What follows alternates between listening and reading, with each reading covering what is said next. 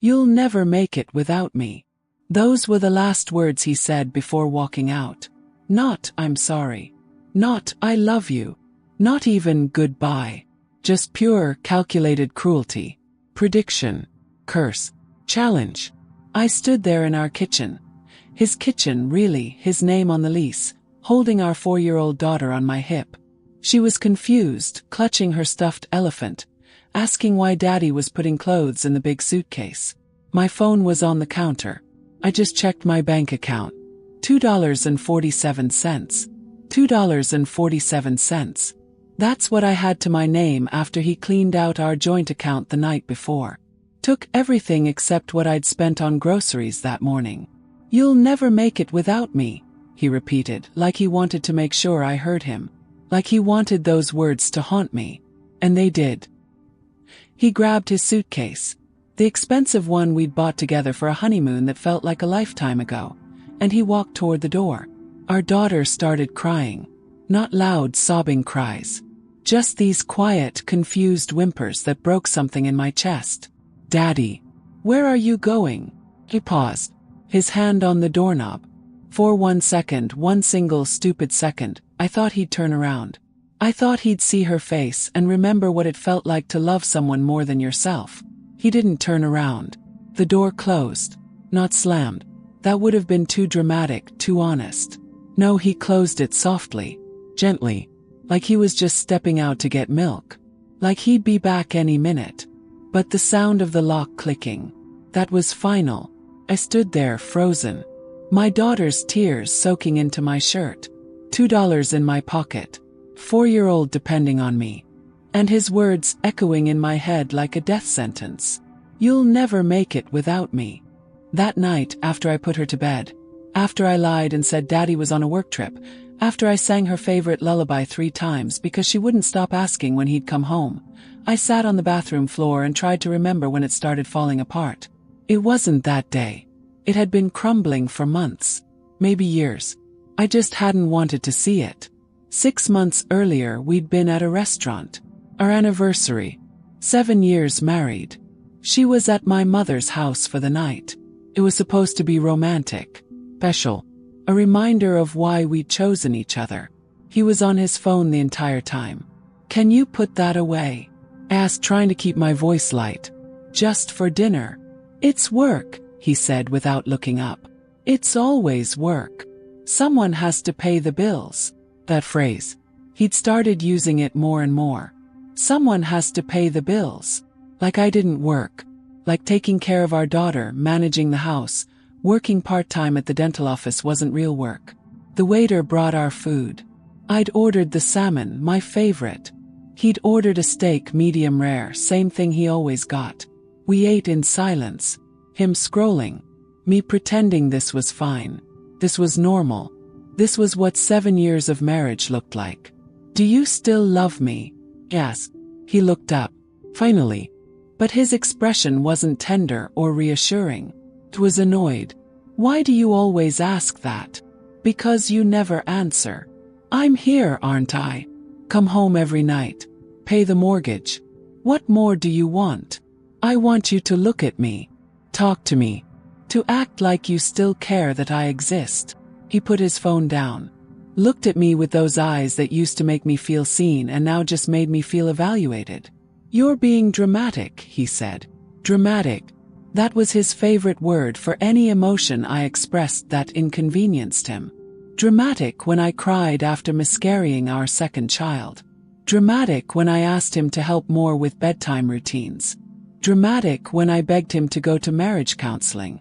I'm not being dramatic. I'm being honest. Something's wrong. You know it. I know it. We need to fix it. Nothing's wrong except you're always complaining. He picked his phone back up. Continued scrolling. The conversation over before it started. I sat there looking at my salmon. $32, more than I'd usually spend. And I realized something terrifying. I was eating dinner alone. He was physically present but completely absent. And I'd been eating alone for months. 3 months before he left, I found the text messages. I wasn't snooping. His phone was on the couch. Buzzed. I glanced at it without thinking.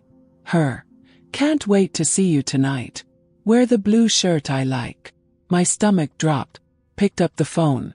Opened the messages. Hundreds of them. Months of them. Conversations about meeting up. About how I didn't understand him. About how she made him feel alive again. Her name was Jessica. 28 years old. His coworker. No kids. No responsibilities. No stretch marks or exhaustion or demands for emotional labor. I confronted him when he got home. Who's Jessica? He didn't even flinch. A friend from work. Friends don't send messages like this. I shoved his phone at him, hands shaking. He glanced at it. Shrug. It's nothing. We're just talking. You're having an affair. I'm not sleeping with her. You're having an emotional affair. That's worse. He laughed. Actually laughed. How is talking to someone worse than sleeping with them? Because you're giving her everything you won't give me. Your time. Your attention. Your honesty. You're building a relationship with her while ours dies. Maybe ours is dying because you're suffocating me. Suffocating. For wanting him to come home before midnight. For asking him to help with our daughter. For expecting basic emotional reciprocity. I'm not suffocating you. I'm asking you to be a husband. To be a father. To be present. I'm tired of being present. I'm tired of being responsible. I'm tired of feeling guilty every time I want 5 minutes to myself. Then leave, I said. I didn't mean it. Not really. It was a desperate call for him to fight for us. To say no, I won't leave. I'll do better. Love you. He stared at me for a long moment. Maybe I will. That was 3 months before the suitcase. 3 months of cold silences and separate bedrooms and him coming home smelling like her perfume. 3 months of me hoping he'd change his mind. That he'd choose us. He didn't. And now I was sitting on my bathroom floor at midnight, my daughter asleep in the next room, $2 to my name, replaying every moment that led here. Looking for the exact second I could have stopped this. The right words I could have said. The perfect version of myself that would have made him stay. But there wasn't one. Because the problem wasn't me. It was never me. The problem was him. A man who'd decided his comfort mattered more than his vows. His freedom mattered more than his daughter. His fresh start mattered more than the family he was obliterating. I looked at myself in the bathroom mirror. Exhausted, broken, terrified. And I thought, he's wrong. I will make it without him. Have to. Because she's counting on me. Because giving up isn't an option when someone else depends on your survival. But in that moment, sitting on cold tile at midnight, I had no idea how. I just knew that his last words, "You'll never make it without me," couldn't be true. They couldn't be. Because if they were, we were both already dead. There was a time when I believed we were invincible. When I looked at him and saw forever. When us felt like the safest word in the English language. It was 3 years before he left. Our daughter had just turned 1. We'd moved into our first real home. A small 2-bedroom rental with a backyard barely big enough for a kiddie pool. But it was ours. Or at least it felt like ours. I remember the day we got the keys. He picked me up and spun me around right there in the empty living room. Our daughter giggled from her carrier, feet kicking with excitement she couldn't even name yet. "We made it," he said, kissing my forehead. "This is just the beginning." And I believed him. God, I believed him so completely. Sunday mornings were my favorite. He'd wake up early with her. Let me sleep in, which felt like a luxury beyond measure. I'd come downstairs to find them on the couch, her nestled in the crook of his arm, both of them watching cartoons. He'd have coffee ready. The good kind, not the instant stuff. Made just the way I liked it. "Morning, beautiful," he'd say. And he meant it. I could see it in his eyes. I was beautiful to him then. Messy hair. Yesterday's makeup smudged under my eyes. Wearing his old college t-shirt. Beautiful. We'd have breakfast together. Nothing fancy. Scrambled eggs. Toast. Sometimes pancakes if we were feeling ambitious. Our daughter in her high chair.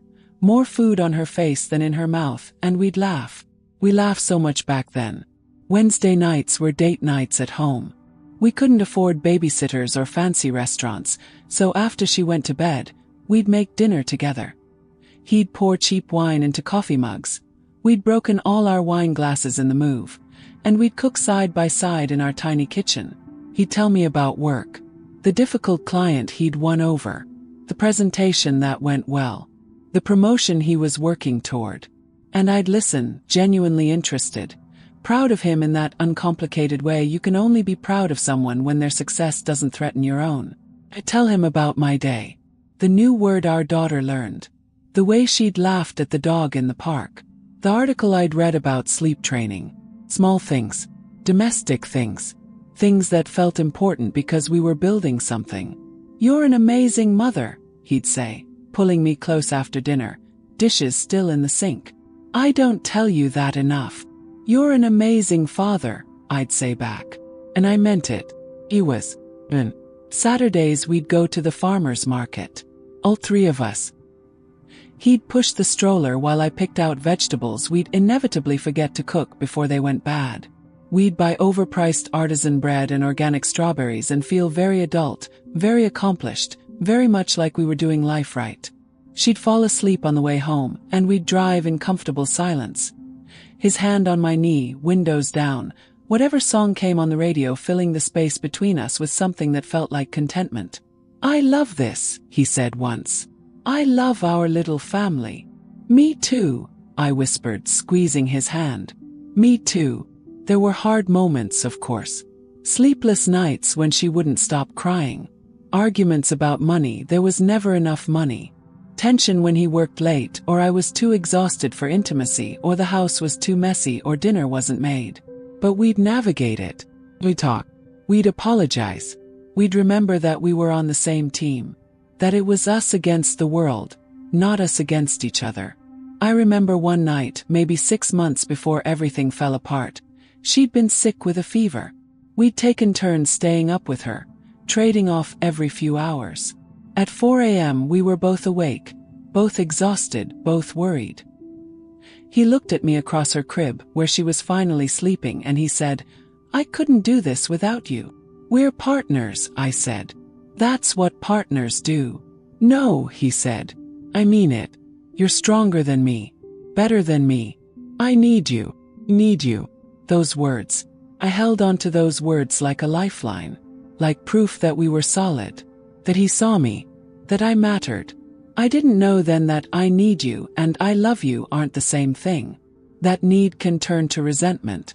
That being necessary isn't the same as being chosen.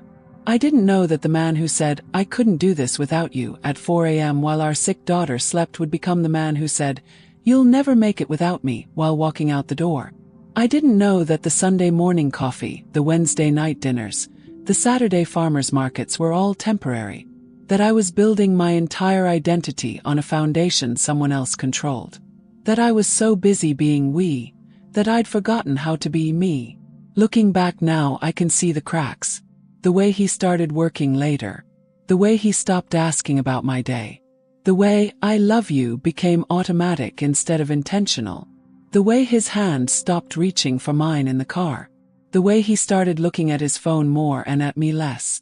But I didn't see it then. Or maybe I saw it and chose not to believe it.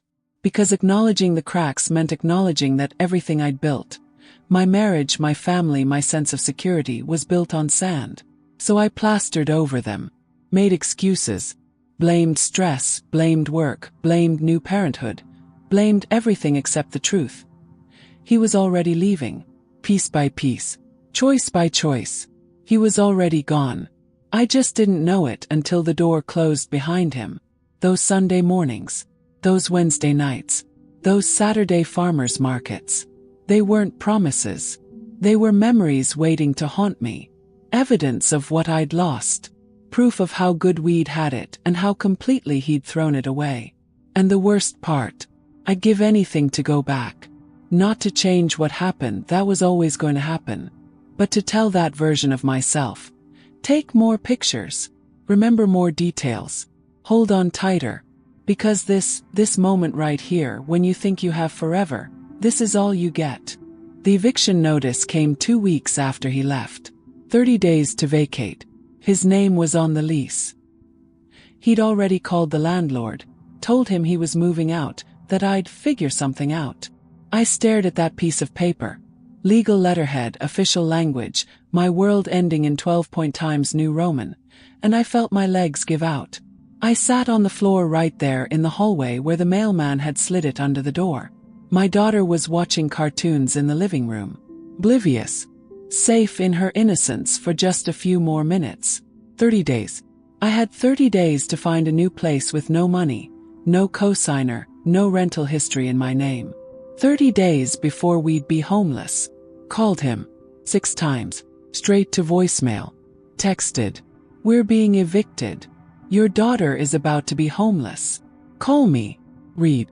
No response. Called again. Finally, on the 8th try, he answered. "What?" Annoyed. Like I was interrupting something important. "Did you tell the landlord you were moving out? I'm not living there anymore. Why would I keep paying rent? Because your daughter lives here. Because we had an agreement. You can find your own place. You're an adult. With what money? You took everything. I left you $2. He actually laughed. "That's more than my dad left my mom." My hands shook. Rage. Pure blinding rage. "You're seriously comparing. I don't have time for this. Figure it out. That's what adults do." He hung up. I sat there holding my phone, staring at the black screen, and something inside me cracked. Not broke, cracked. Like ice before it shatters completely. The food ran out first. Week 3. No paycheck yet from my part-time job. They paid monthly. No family to call. No friends close enough to ask for hundreds of dollars. No safety net because I'd always had him. He was my safety net. Breakfast was crackers. Lunch was crackers. Dinner was the last box of mac and cheese, split between us. Her getting most of it because watching her eat was the only thing keeping me from screaming. "Mommy, I'm still hungry," she said, that sweet 4-year-old voice that trusted I could fix anything. "I know, baby. How about some apple juice?" We had juice. Mostly water, but it was something. "Can we get chicken nuggets tomorrow?" "Maybe. We'll see. We'll see." The most heartbreaking phrase in the English language. Translation: no. We can't afford it. Your father abandoned us and I'm failing you, and I don't know how to explain that you're 4 years old and shouldn't have to understand poverty. I applied for assistance. Food stamps. WIC. Emergency housing. Every form asked the same question. Father's income? I wrote. Unknown. No contact. No support. They said, you'll need to file for child support first. Court order required. Processing time. 60 to 90 days. 60 to 90 days. I had 11 days until eviction. I pawned everything I could. My engagement ring, $200, a quarter of what he'd paid. My laptop, $150. TV, $75. Our nice dishes, $30. $455 total. Not enough for first month last month and deposit anywhere. Not even enough for first month. Called my mother. Humiliating. Desperate. Necessary. Mom, I need help. Silence. Then. I warned you about him. Didn't I warn you? Please. Not now. I just need. You made your bed. You wanted to marry him so badly against my advice. You wanted to have a baby so young. These are consequences. She's your granddaughter. And you're her mother. Act like it. She hung up. I sat on the floor of our almost empty apartment.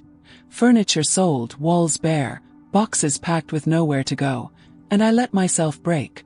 Just for 5 minutes. I screamed into a pillow so my daughter wouldn't hear. I cried so hard I threw up. I let myself feel the full weight of how completely I'd been abandoned. By him. By my mother. By a system that said, wait 60 to 90 days, when I had 11. Then I got up, washed my face, put on a smile that felt like it might crack my teeth. Hey baby, I said, walking into the living room where she was coloring. How do you feel about an adventure? What kind of adventure? We're going to camp. In the car. For a little while.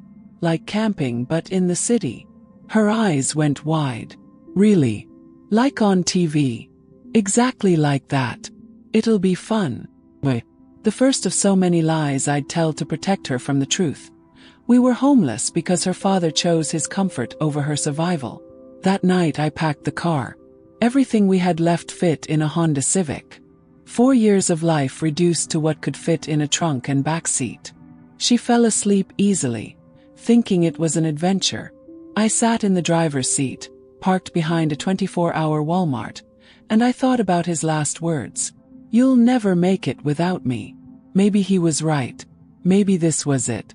Maybe we'd live in this car forever. Maybe I'd failed before I'd even begun. But then she made a small sound in her sleep. That little sigh kids make when they're deeply, peacefully asleep. Trusting. 'Cause I was there. And I realized, she was counting on me. Not him. Me. He'd left us to drown. But I was still swimming. Still breathing. Still fighting. Not gracefully. Not successfully. But I was still here. And as long as I was still here, we weren't done yet. Pulled out my phone. Dead battery. Course. I'd been turning it off to conserve power, only using it for emergencies. But in the glove compartment I found a piece of paper. Old receipt. Pen in the center console. And I wrote, Day 1. We survived. Tomorrow we survive again. Simple. Stupid. Insufficient. But it was something. A record. Promise. A refusal to let this moment be the end of our story. I folded the paper, put it in my pocket, and I closed my eyes, letting exhaustion pull me under. Tomorrow would be worse. I knew that. More hunger, more fear, more impossible choices. But tonight we were alive. We were together. We were not defeated. Not yet. Living in a car with a 4-year-old is not an adventure. It's a nightmare dressed up in lies. Day 3 she stopped believing it was camping. Mommy, when do we go home? Soon, baby. How soon? I'm working on it. But I want my bed. And my toys. And, her voice cracked. I want Daddy. That word. Daddy. Like a knife in my chest every single time. I know, sweetheart. I know. She cried herself to sleep that night. And I sat in the driver's seat, listening to her sob, feeling like the worst mother in the world because I couldn't give her the one thing she wanted. Stability. I needed a job. Real job. Not part-time dental reception that paid $11 an hour. Something that could support us. I applied everywhere. Sent out 47 resumes in 2 weeks. Used the library computers during the day while she played in the children's section. 3 callbacks. 2 interviews. The first one went well. Office manager position. $38,000 a year. Benefits. Oh. Do you have reliable childcare? The interviewer asked. Yes, I lied. And you're available for occasional overtime? Absolutely. I didn't get the job. They called 2 days later. We went with someone with more flexibility. Translation. Someone without a kid. The second interview was for a restaurant manager position. Night shift. $32,000 plus tips. When can you start?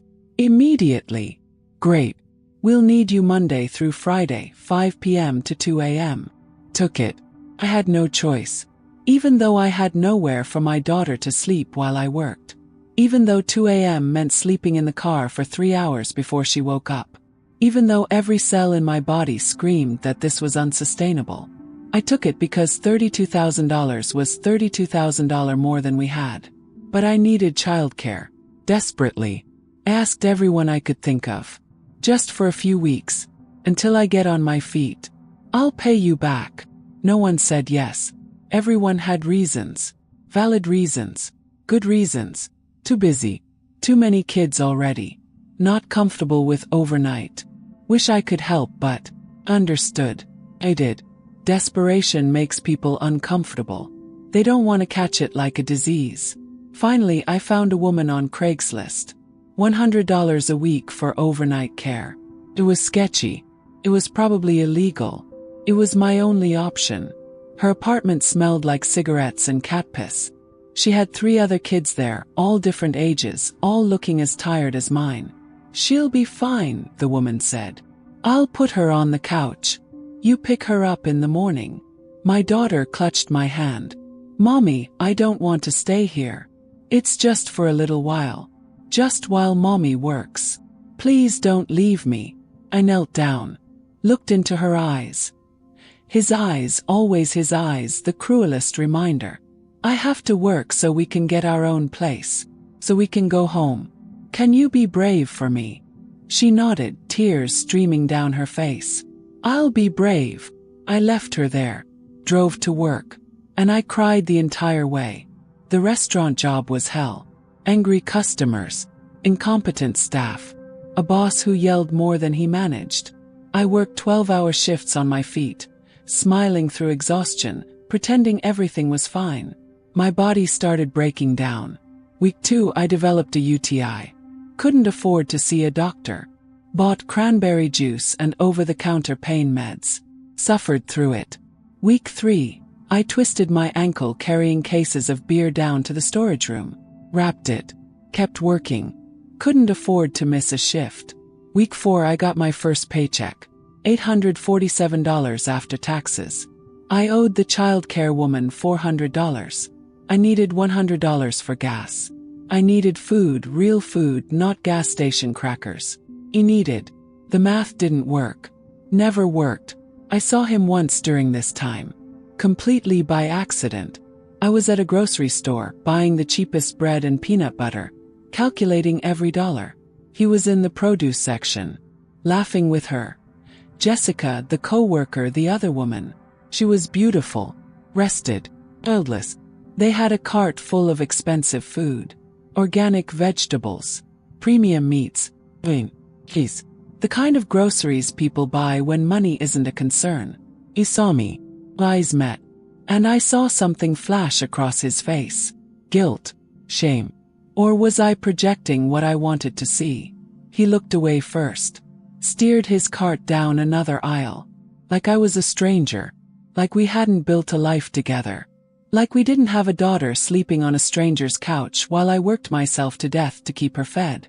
I stood there shaking. Cart containing $11 worth of food. Hands gripping the handle so hard my knuckles went white. I wanted to scream. To chase him down that aisle and demand he explain how he could buy organic strawberries while his daughter ate peanut butter on day-old bread. But I didn't. Because my daughter was waiting. Because I had 4 hours until I needed to pick her up. Because screaming wouldn't change anything. Checked out. Drove to the library. Ate half a sandwich while she played with blocks. "Mommy, can we get a toy?" "Not today, baby. Tomorrow. We'll see. We'll see." The phrase that meant no. The phrase I hated. The phrase I used 10 times a day. That night, after I dropped her off again, after I watched her little face crumble as I walked away, I sat in my car before my shift and I thought, I can't do this. Not I don't want to. I literally can't. My body was failing. My mind was fragmenting. I was running on fumes and the fumes were running out. I thought about his words. "You'll never make it without me." And I thought, maybe he's right. Maybe this is what failure looks like. Working myself to death and still not having enough. Watching my daughter suffer. Choosing between food and gas. Between safety and shelter. Maybe I really can't make it. I opened the glove compartment. Found that piece of paper. Day 1. We survived. I read it 3 times. Then I pulled out my pen and added. Day 24. Still surviving. Barely. But still. And I went to work. Because what else could I do? Giving up wasn't an option when someone else needed me to keep going. So I kept going. Not because I was strong. Not because I was brave. Not because I believed it would get better. But because stopping meant she'd suffer more. And I'd already let her down in so many ways. I wouldn't let her down by quitting. Even if quitting felt like the only mercy left. It happened on a Tuesday. Day 37. I couldn't get out of bed. Didn't want to. Physically could not. My body had finally said enough. Enough exhaustion. Enough stress. Enough surviving on 4 hours of sleep and gas station coffee and the crushing weight of responsibility. My alarm went off at 6 a.m. I reached to turn it off and my hand wouldn't move. My whole body felt like concrete. Heavy. Immovable. My daughter was next to me. I'd started keeping her with me in the car at night. Couldn't stand the childcare woman anymore. Couldn't stand the way my baby looked at me when I dropped her off. Mommy. He shook my shoulder. Mommy, wake up. Open my eyes. The world was blurry. Like looking through water. I can't, I whispered. Can't what? I can't do this anymore. She tilted her head, confused. 4 years old and already carrying more worry than any child should. Do what, Mommy? Everything. Work. Survive. Pretend. Mail. Everything. But I couldn't say that. So I said, I don't feel good, baby. Mommy's sick. Should we go to the doctor? We couldn't afford a doctor. Couldn't afford anything. I had $3.12 in my bank account. Negative $47 after overdraft fees I couldn't pay. No, I just need to rest. But you have work. Work. That hell I dragged myself to every night. That place that paid me barely enough to stay homeless. That job that was killing me slowly. Called in sick. First time ever. My boss was furious. We're short-staffed. You need to come in. I can't. I'm sorry. If you're not here in an hour, don't bother coming back. He hung up. I just lost my job. The only income we had. The thin thread holding us above complete destitution. And I felt nothing. No panic. No fear. Just emptiness. Like someone had scooped out my insides and left a shell. Mommy, are you crying? I touched my face. But apparently I was crying. I hadn't even noticed. I'm okay, baby. You don't look okay. She was right.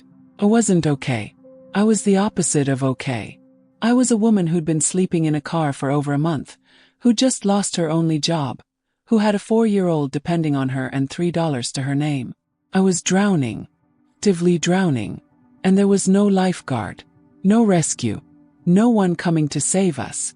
That afternoon, after I'd lied to her again about everything being fine, after I'd watched her play with sticks in a park because we couldn't afford toys, after I'd made a game out of who could go longest without eating, I sat in a public bathroom at the library, locked in a stall, and I thought about ending it.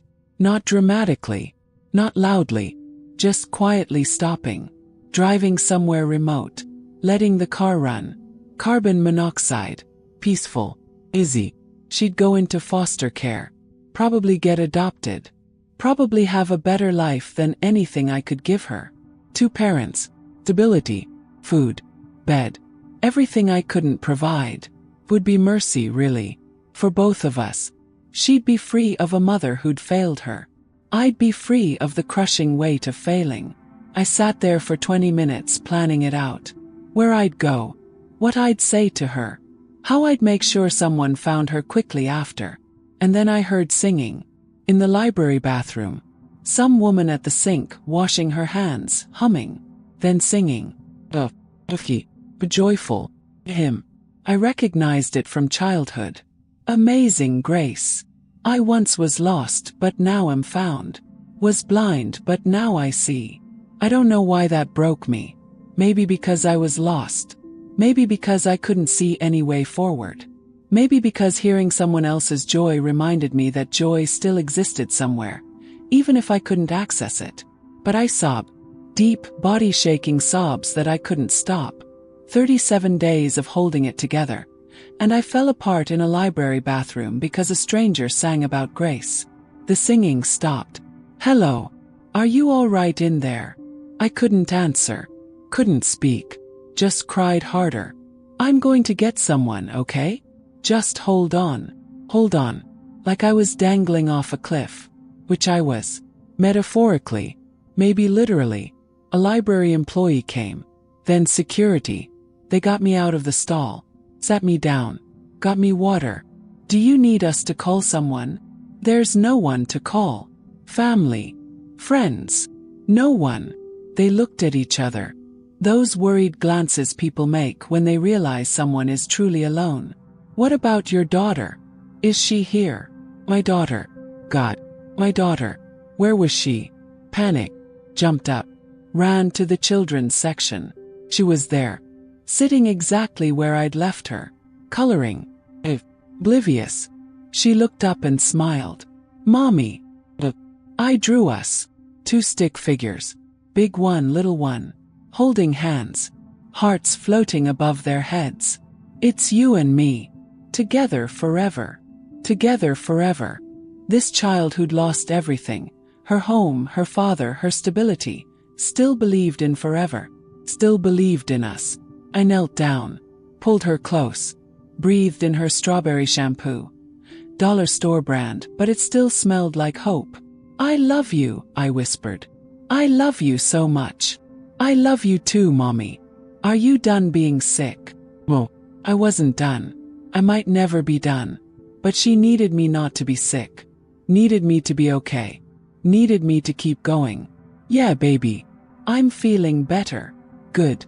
Because I'm hungry. Hungry. Always hungry. This child deserved to never be hungry. Deserved meals and snacks and desserts. Deserved everything I couldn't give. But I could give her something. Maybe not everything, but something. I had $3.12. We went to McDonald's. Got her a Happy Meal. $3.00 exactly. She ate it slowly, savoring every bite, making it last. I drank water. Told her I'd already eaten. Another lie. But watching her eat was enough. Watching her smile over chicken nuggets was enough. That night, back in the car after she fell asleep, I pulled out my paper. Day 37. Lost my job. Almost gave up. Didn't. Don't know why. But didn't. I stared at those words. Don't know why. That was the truth. I didn't know why I was still fighting. Didn't know what made me get up that morning. Didn't know what kept me from following through with the ending I'd planned. Maybe it was the singing woman. Maybe it was my daughter's drawing. Maybe it was pure stubbornness. Or maybe it was something deeper. Something I couldn't name. A small, stubborn, irrational something that refused to die. Not hope. Hope was too big. Too bright. Too far away. This was smaller. Quieter. A whisper instead of a shout. Keep going. Just one more day. Just one more breath. Keep going. I didn't believe it would get better. Didn't believe in happy endings or divine intervention or justice. But something inside me still pulsed. Weak. Barely there. But pulsing. Alive. And as long as it was alive, I had to keep going. Not for me. For her. For the little girl sleeping in the back seat who'd drawn us together forever. For her, I'd survive one more day. And then another. And another. However many it took. It happened on a Tuesday. Day 37. I couldn't get out of bed. Didn't want to. Physically could not. My body had finally said enough. Enough exhaustion. Enough stress.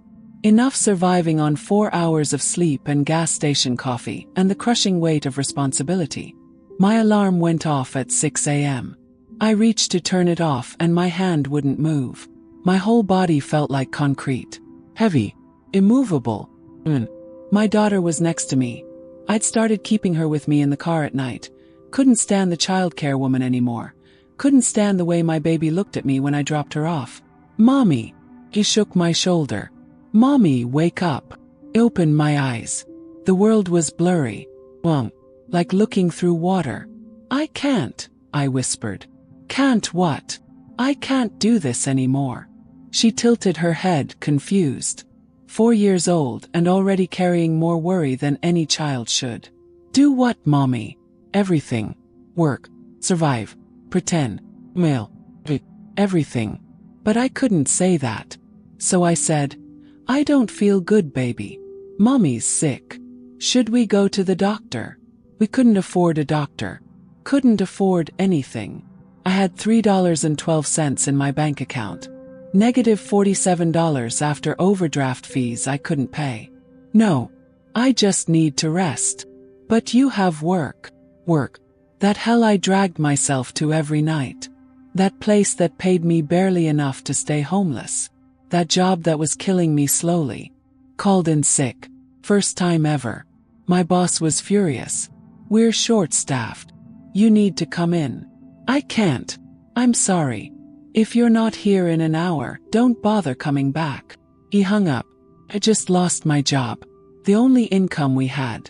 The thin thread holding us above complete destitution. And I felt nothing.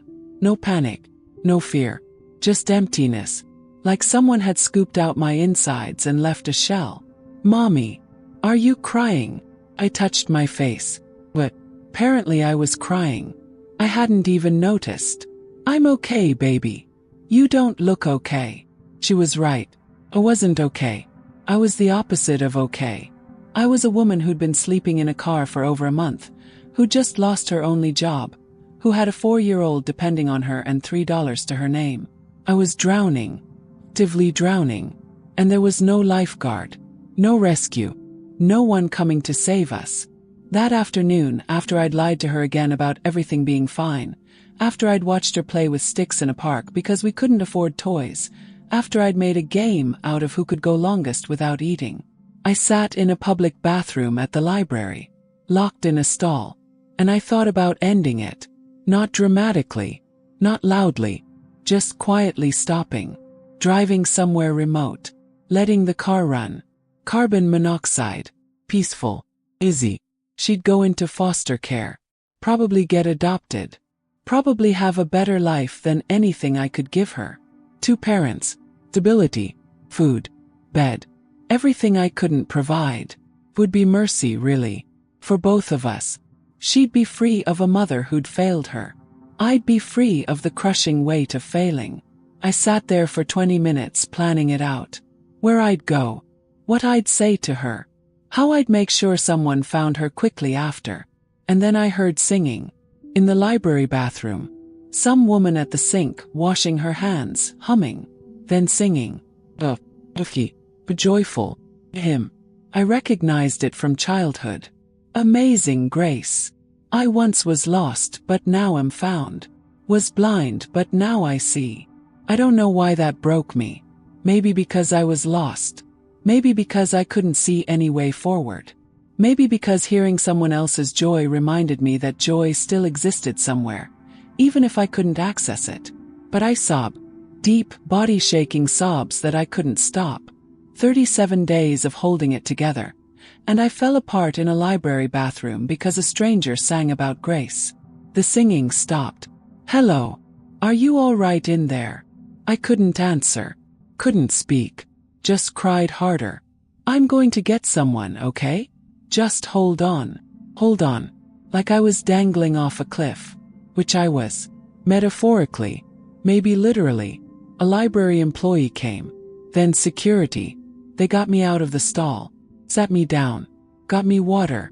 Do you need us to call someone? There's no one to call. Family. Friends. No one. They looked at each other. Those worried glances people make when they realize someone is truly alone. What about your daughter? Is she here? My daughter. God. My daughter. Where was she? Panic. Jumped up. Ran to the children's section. She was there. Sitting exactly where I'd left her. Coloring. Oblivious.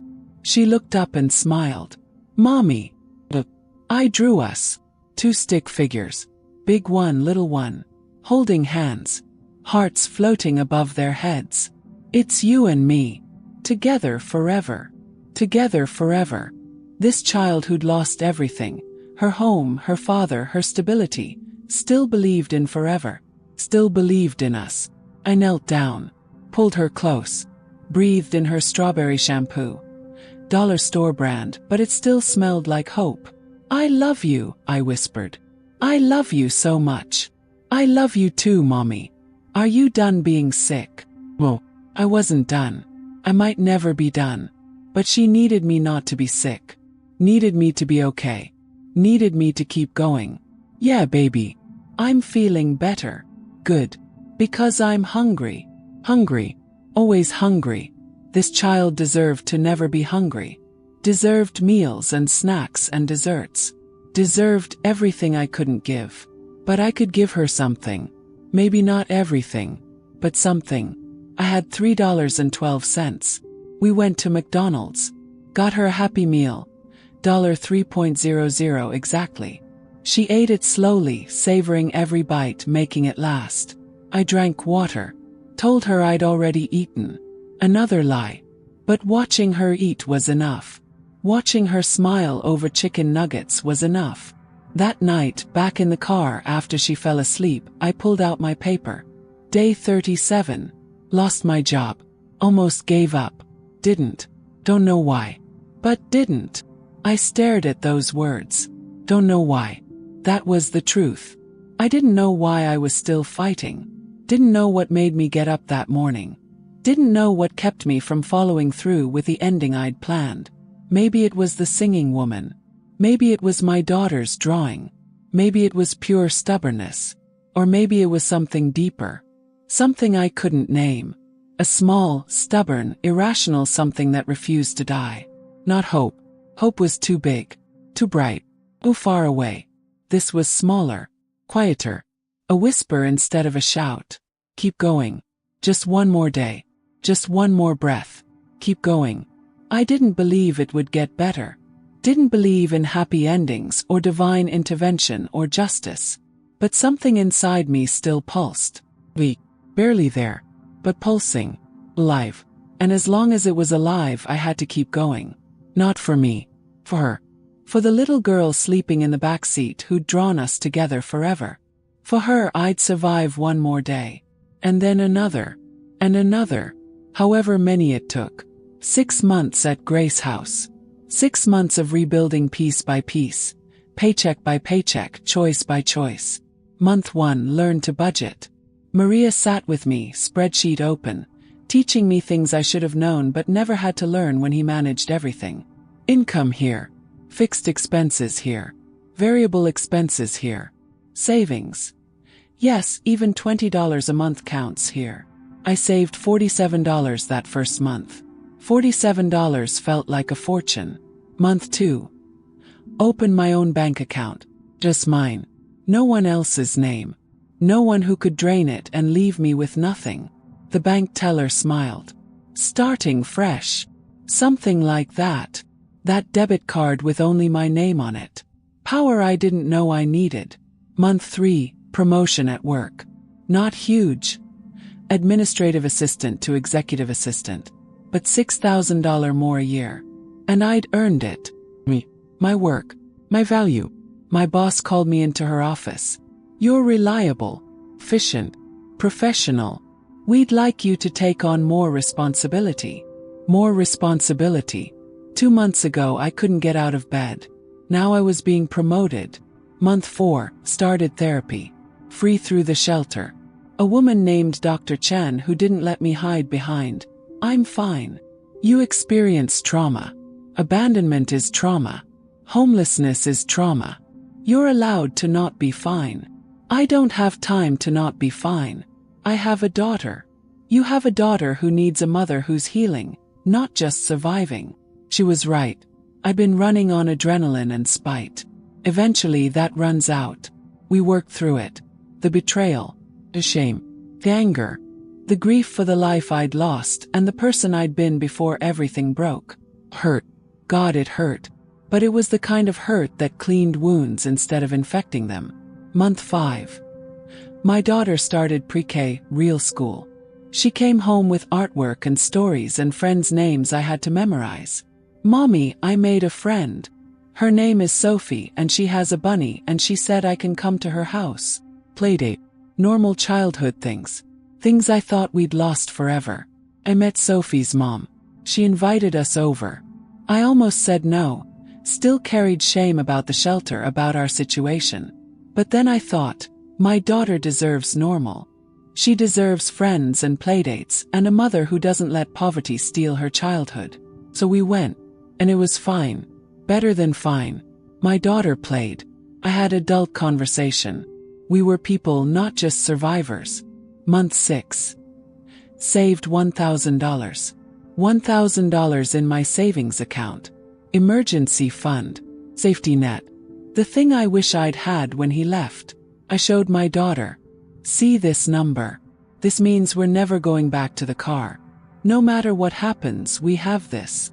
Is that a lot? Yeah, baby. That's a lot. It wasn't really. But it was more than $2. More than nothing. More than we'd had. The pace quickened after that. Everything started clicking into place. Got approved for an apartment. Nothing fancy. 1 bedroom, she'd take the bedroom, I'd take the couch. But it was ours. Our names on the lease. A home. Moving day, she ran through the empty space. We have a home, Mommy. A real home. Yeah, baby. We do. Furnished it slowly. Thrift stores. Facebook Marketplace. Hand-me-downs from coworkers who heard my story. A couch. $50, slightly stained but comfortable. A bed for her. $100, complete with princess sheets someone donated. Table.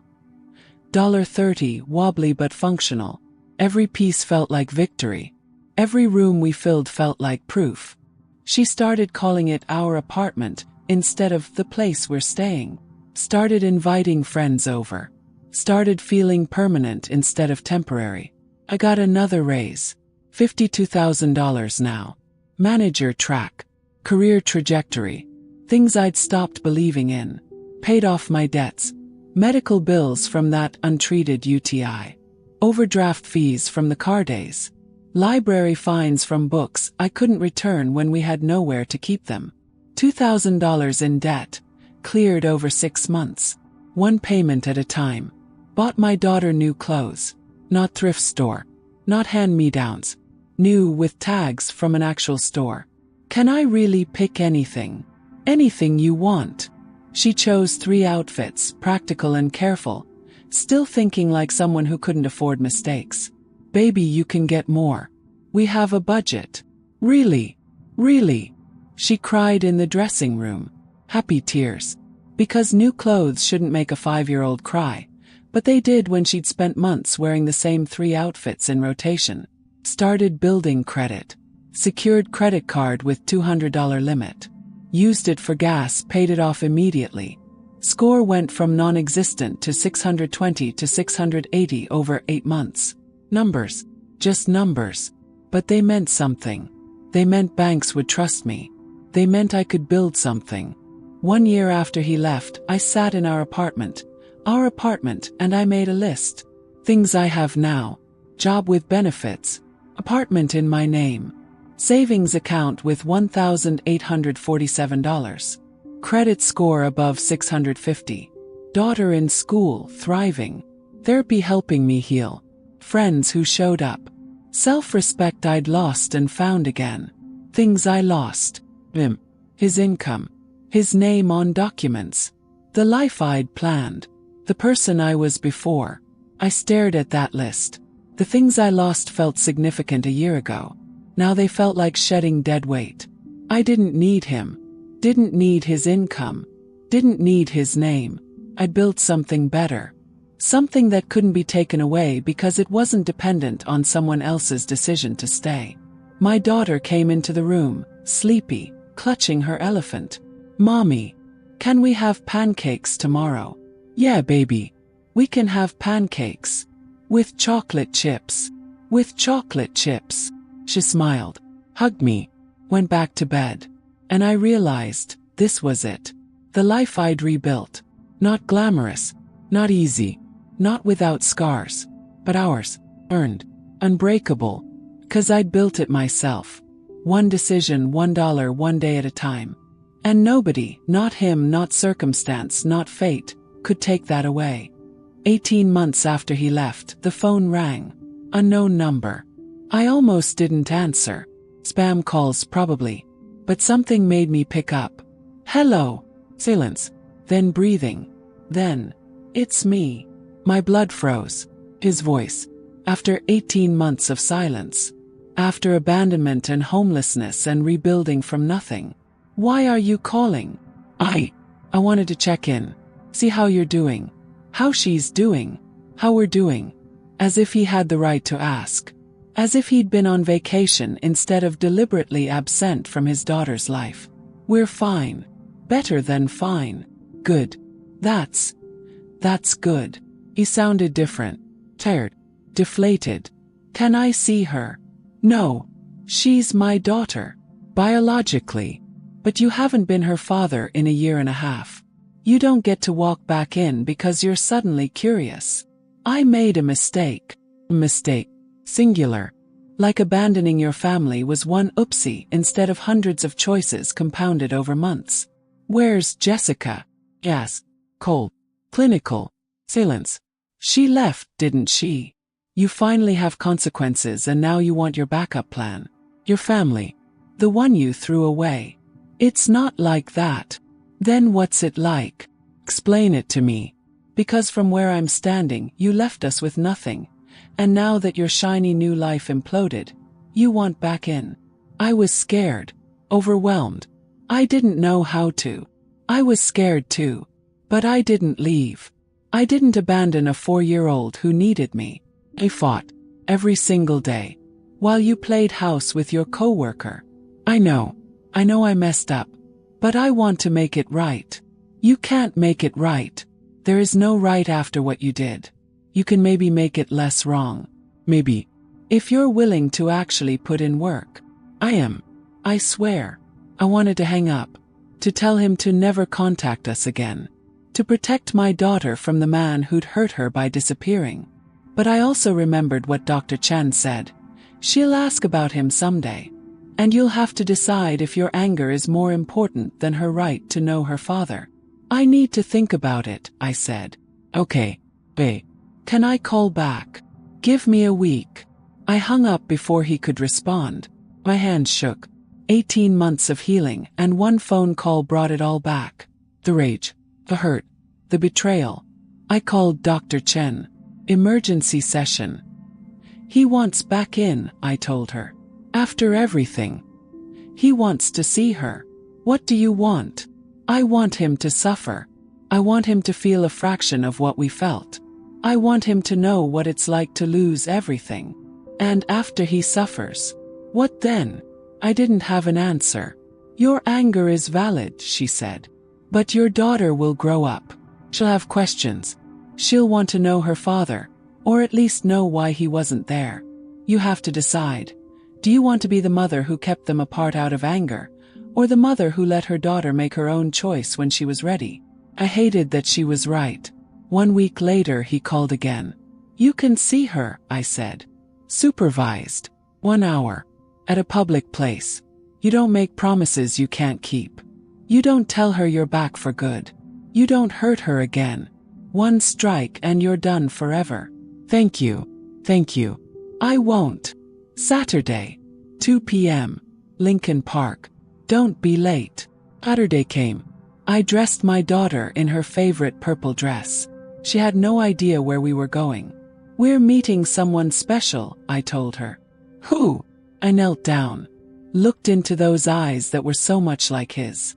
Your dad. He wants to see you. Her face went through emotions I couldn't name. Confusion. Oh, fear. My dad. The one who left. Yes. Why?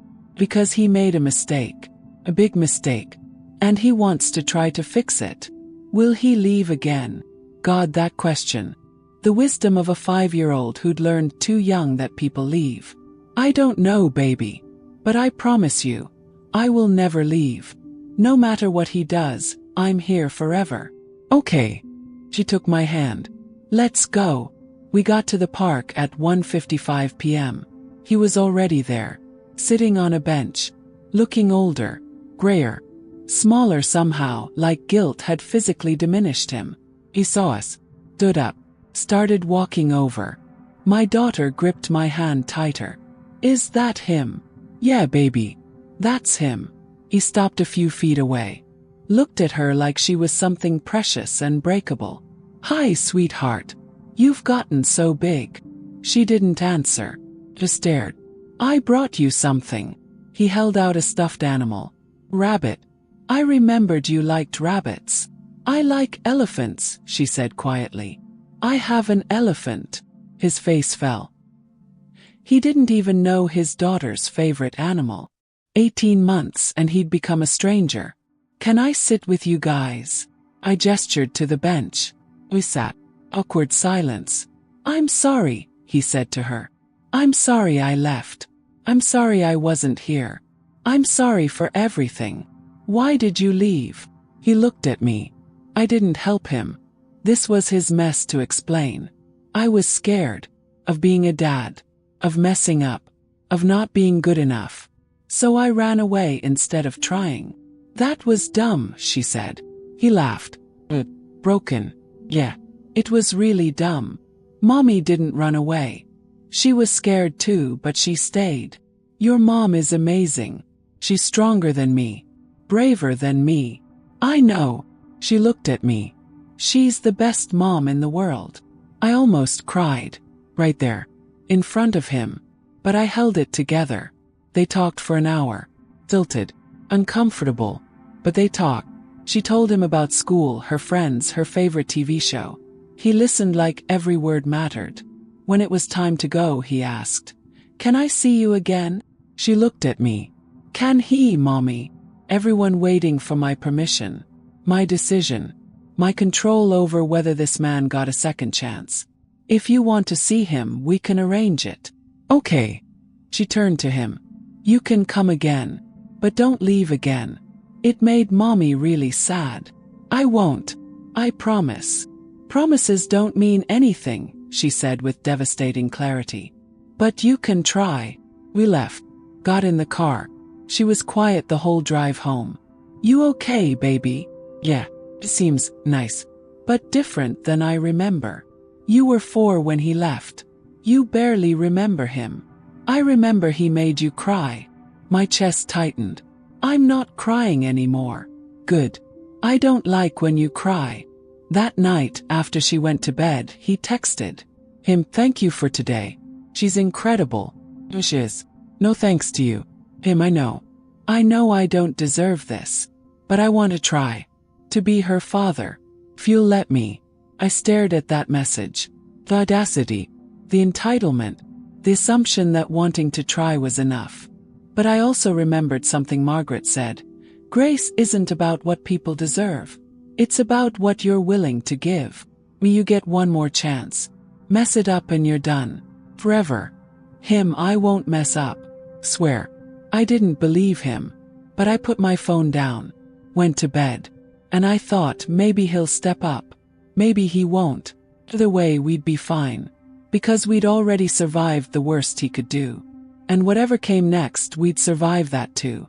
2 years after he left, I heard through mutual acquaintances what happened to him. Jessica, the woman he left us for, got pregnant. 6 months into their relationship. And suddenly he understood. Suddenly. He was the one with responsibility he didn't ask for. Suddenly he was terrified. She kept the baby. He proposed.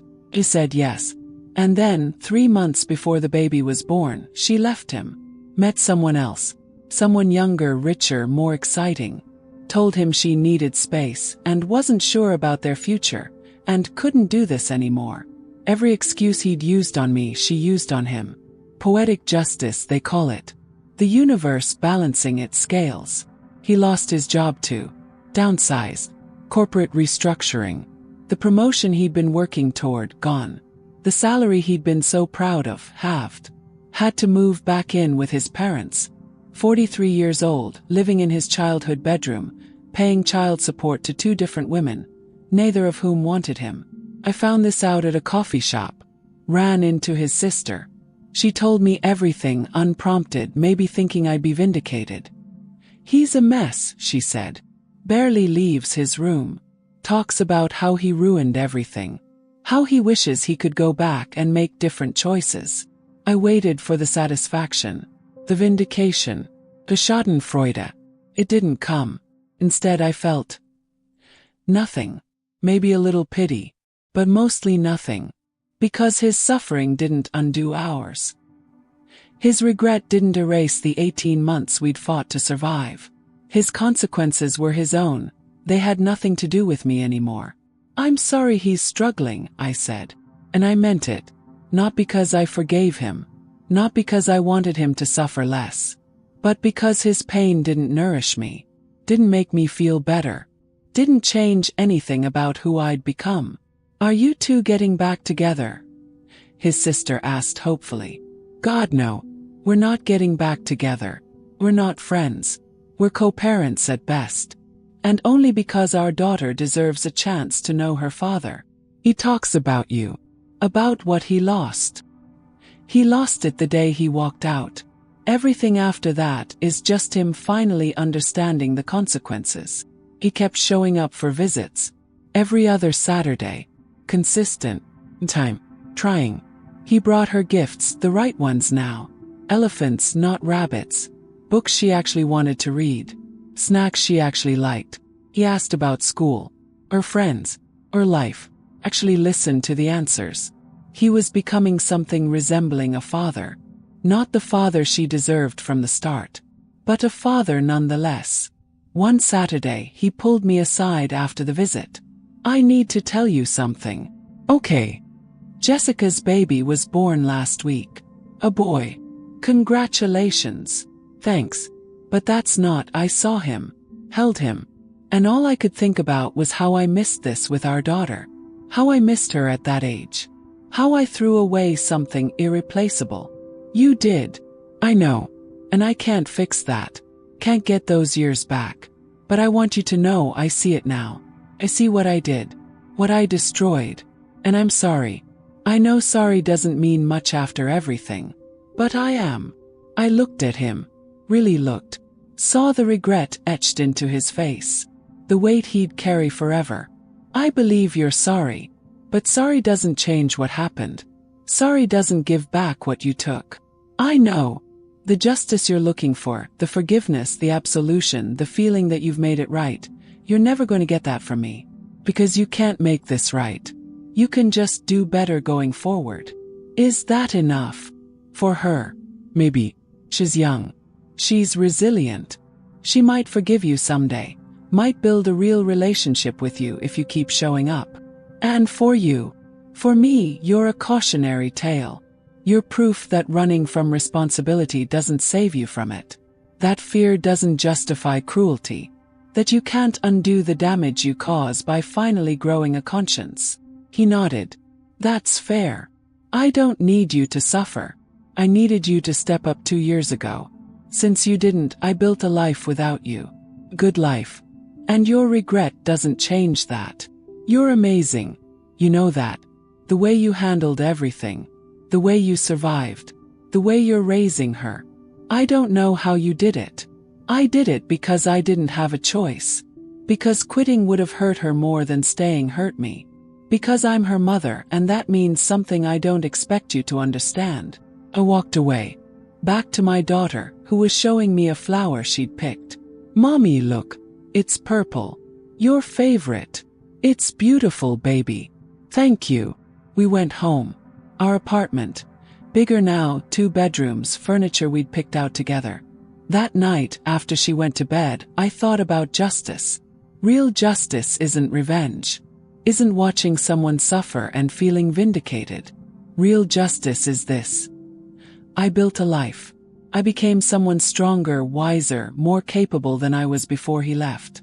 He lost everything he chose over us. Lost Jessica. Lost his job.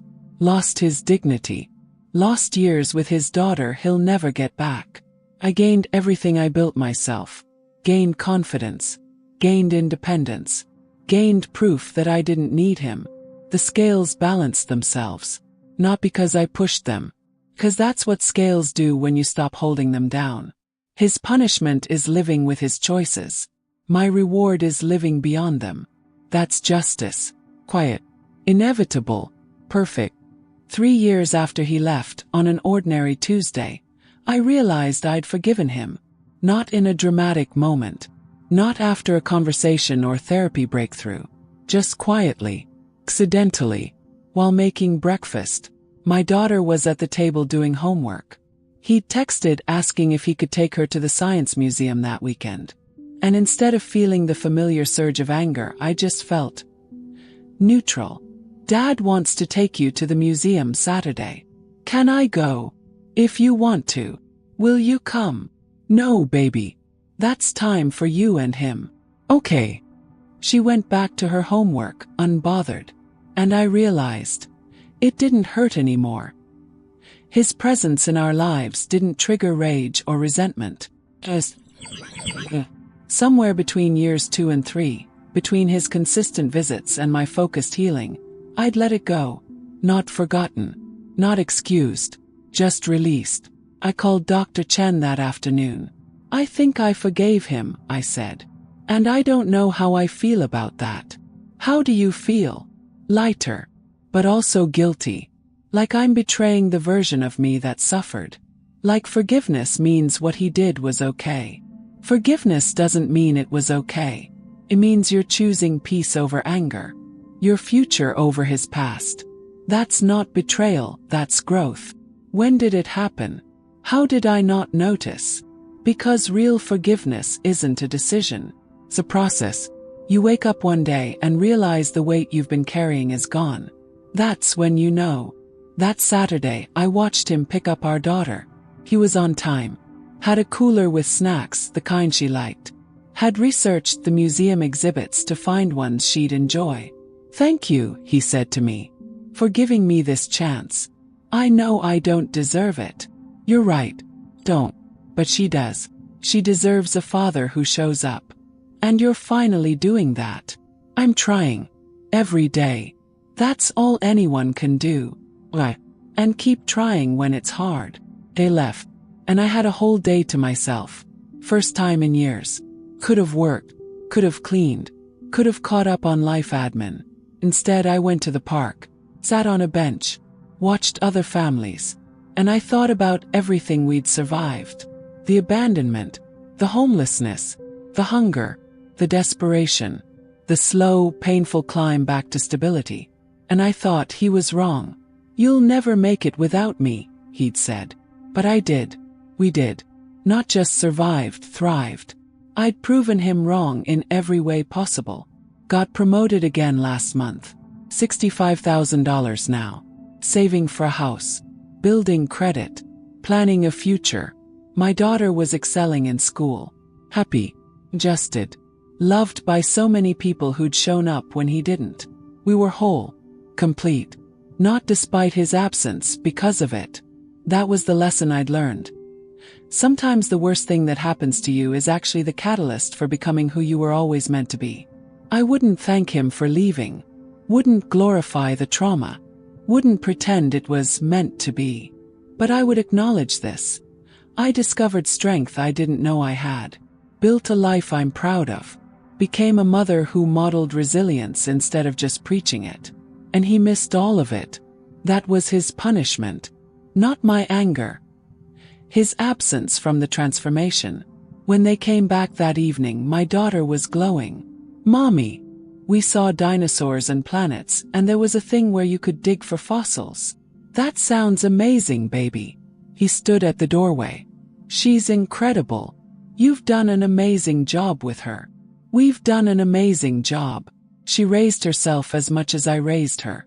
She's strong because she had to be. Because I made her have to be. Yeah, but she's here.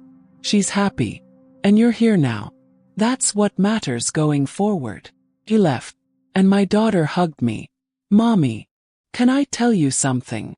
Anything. I had fun with Dad today. But I like being home with you better. My eyes stung. Yeah, 'cause you're always here. And that's my favorite thing. Always here. The simplest, most profound gift I could give. That night, I wrote in my journal, the one I'd started after we got the apartment, documentation of our healing. Year 3. Day 1095. I forgave him today. Not for him. For me. Because carrying that anger was exhausting. Because he doesn't get to live in my head rent-free anymore. Because I choose peace. I thought about everything I'd learned these 3 years. Abandonment doesn't define you. Your response does. You left. That's what happened to me. But I fought. I survived. I rebuilt. That's who I am. You're stronger than you think. Especially when you have no choice but to be strong. I didn't know I could live in a car, work impossible jobs, stretch $2 into meals, smile through desperation. But I did. 'Cause I had to. Forgiveness is selfish. And that's okay. I didn't forgive him because he deserved it. I forgave him because I deserved peace. That's not weakness, that's wisdom. The people who stay matter more than the people who leave. Margaret, Maria, Dr. Chen, co-workers who donated furniture, friends who offered playdates, strangers who showed kindness. They mattered. He didn't. Your daughter is watching. Teach her by example. She learned resilience by watching me refuse to quit. She learned strength by seeing me cry and get back up. She learned love by experiencing consistency. That's the lesson. That's what these 3 years taught me. Not that I needed him to leave to become myself, but that I became myself in spite of him leaving. And maybe that's the difference between bitterness and growth. Bitter people say, "Look what you did to me." Growing people say, "Look what I did with what you did to me." Chose growth. Chose transformation. Chose to become someone I'm proud of instead of someone defined by victimhood. That choice, that daily exhausting beautiful choice, that's what saved us. 5 years after the door closed. My daughter is 9 now. 4th grade. Missing her 2 front teeth. Still sleeps with her elephant. Still asks me to check under the bed for monsters, even though she knows there aren't any. This morning she came downstairs for breakfast. Poured herself cereal, the good kind name brand with real milk, at our kitchen table in our house. Not apartment. Both. 3 bedrooms, backyard with a swing set, purple front door she picked out herself. "Mom, I have to write an essay for school." Yeah. What about? Someone who inspires me. Someone who showed courage. My heart squeezed. "Who are you writing about?" She looked at me like the answer was obvious. "You." "Me." "Yeah." Mrs. Patterson said to write about someone who faced challenges and didn't give up. And I was thinking about that story you told me. About when Dad left. About how we lived in the car.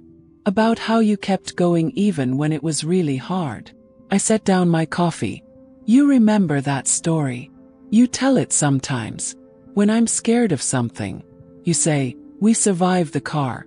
We can survive anything.' Do I say that?" "Guess I do." "You're the bravest person I know, Mom.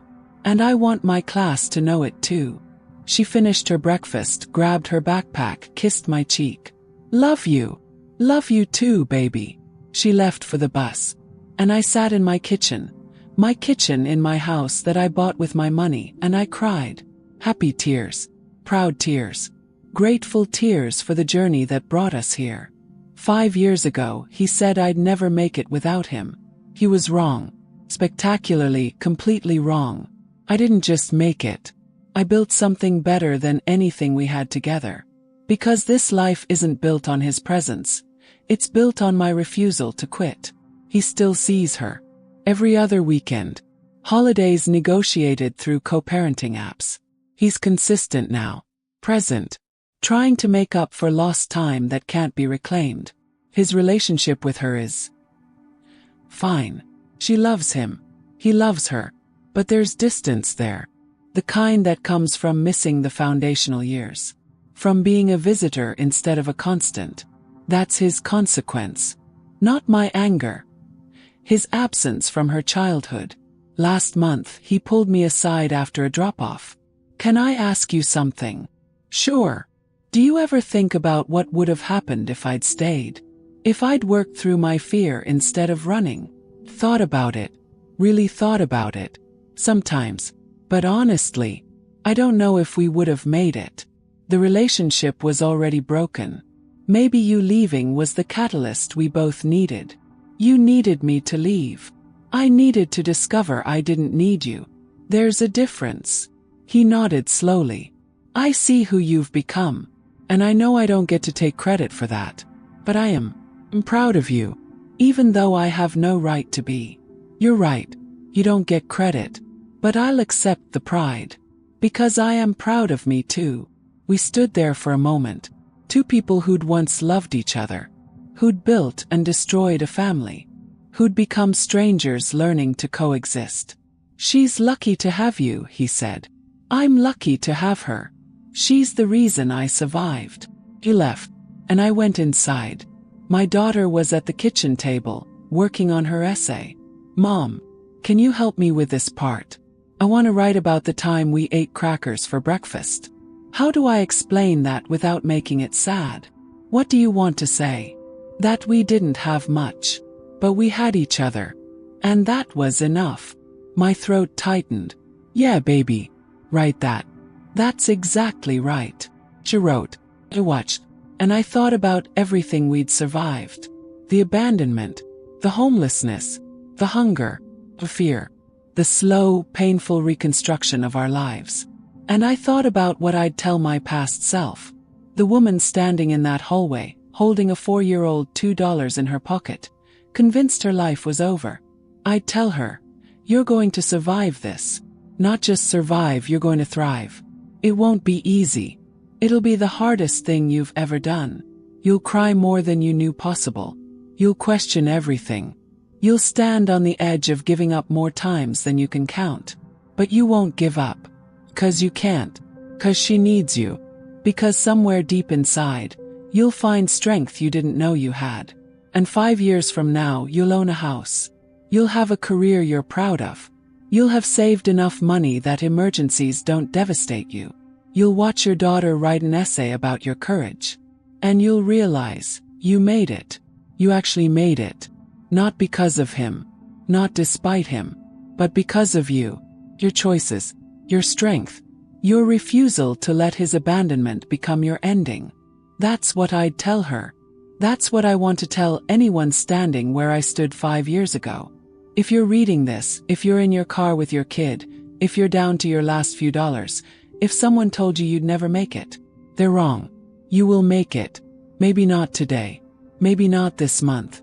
But you will. And one day, you'll look back at this moment and realize it wasn't your ending. It was your beginning. The beginning of discovering who you are without them. The beginning of building something that can't be taken away. The beginning of becoming the person you're proud to be. So here's what I want you to do. Write down one thing you survived that you didn't think you would. Maybe it's abandonment like mine. Maybe it's different. Maybe it's illness, loss, betrayal, failure. Maybe it's something you've never told anyone. Write it down. And then write, I survived this. I can survive anything. Because you can. Because survival isn't a one-time thing. It's a practice. It's choosing to get up every day even when staying down would be easier. And then tell someone your story. Not for pity. Not for sympathy. But for the person who comes after you. The person standing where you stood. The person who needs to know they'll make it through because you did. Your story matters. Your survival matters. Your transformation matters. Not just to you. To everyone who's fighting their own battles, wondering if they're strong enough. You are. Promise you, you are. 5 years ago, my husband left me with a 4-year-old and $2. He said I'd never make it without him. Today I own a home. Have a career. I have a daughter who calls me her hero. I have a life built on my own strength. He was wrong. And if someone told you you'd never make it, they're wrong too. So prove them wrong. Not for them. For you. For your kids. For everyone counting on you. Survive. Rebuild. Thrive. That's your revenge. That's your justice. That's your happy ending. And I can't wait to hear your story. What will you survive today? What will you build tomorrow? Who will you become? The world is waiting. Not for your perfection. Not for your apology. For your courage. Show them what you're made of.